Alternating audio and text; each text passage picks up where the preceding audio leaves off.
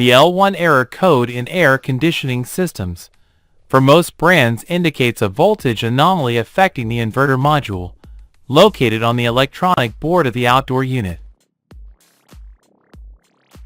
The L1 error code typically appears due to overvoltage protection. This means the air conditioner is receiving a voltage higher than normal, which can jeopardize its internal components.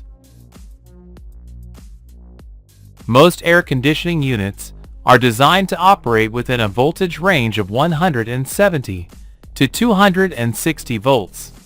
If the voltage exceeds these limits, the system triggers the L1 error as a safety measure. Here are the steps to resolve the L1 error. A. Turn off the unit and disconnect it from the electrical network. B. The first step is to check the voltage. Use a multimeter set to the AC voltage scale to verify the voltage coming from the external electrical network. If the voltage is too high, this is likely the cause of the error. If the unit is installed in an area where voltage problems are recurrent, consider installing a stabilizer to protect your air conditioner. A stabilizer regulates the voltage supplied to the unit, ensuring a constant and adequate supply, which will prevent the L1 error from recurring. C. The second step focuses on the inverter module, which is crucial for converting the AC supply to DC.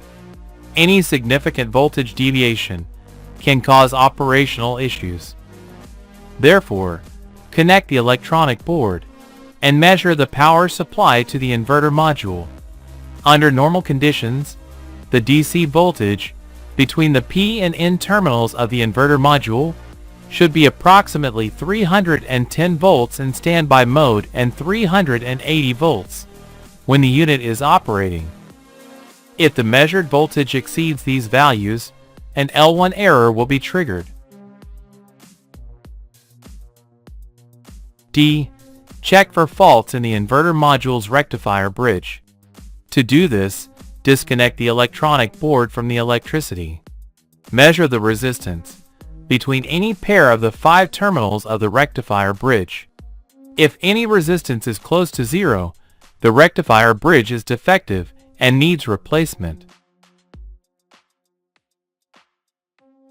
E. You can also use a multimeter set to the diode setting. Place the red probe on the negative DC output terminal, terminal 5, and the black probe on the AC input power terminals, terminals 1, 2, and 3, one by one.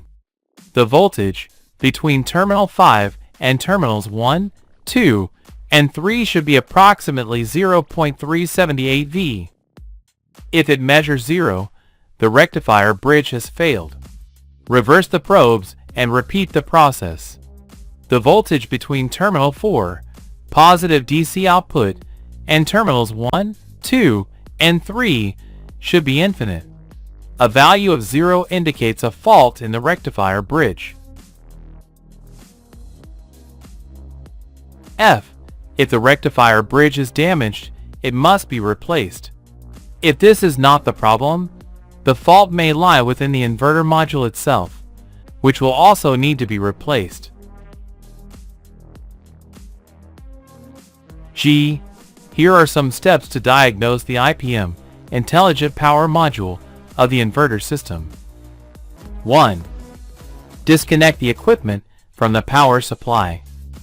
Remember that capacitors can store current. Use a multimeter on the DC voltage scale to measure across the capacitors and ensure they are discharged. 2. Locate the IPM electronic circuit. The IPM electronic circuit is covered by heat dissipating fins. Its pins are connected via 3 independent tracks and an electrical connector to the 3 compressor pins. 3. Positive power supply. Identify the high voltage positive power supply of the IPM electronic circuit by tracing the positive track, from the largest high-voltage capacitors to the IPM electronic circuit. 4. Negative power supply. Identify the negative track from the capacitors to the IPM electronic circuit by tracing the negative track from the largest high-voltage capacitors to the IPM electronic circuit. 5. Identify the output points U, V, W. These can be identified by following the tracks from the compressor connectors to the IPM electronic circuit. 6. Set the multimeter to the diode scale.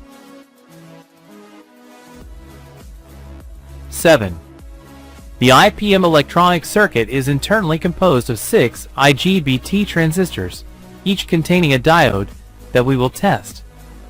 Let's start with the integrity test of the first 3 diodes. A. Place the black probe of the multimeter on the positive input of the IPM electronic circuit. B. Use the red probe to measure the points U, V, W. C. The minimum voltage activation values should be around 0.45 volts for each measurement. D. The measurement obtained between the negative supply and each pin, U, V, W, should yield practically the same reading. Let's proceed with the integrity test of the last 3 diodes. A. Place the red probe of the multimeter on the negative input of the IPM electronic circuit. B.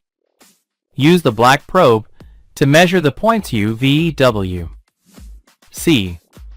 The minimum voltage activation values should be similar to those obtained previously. D.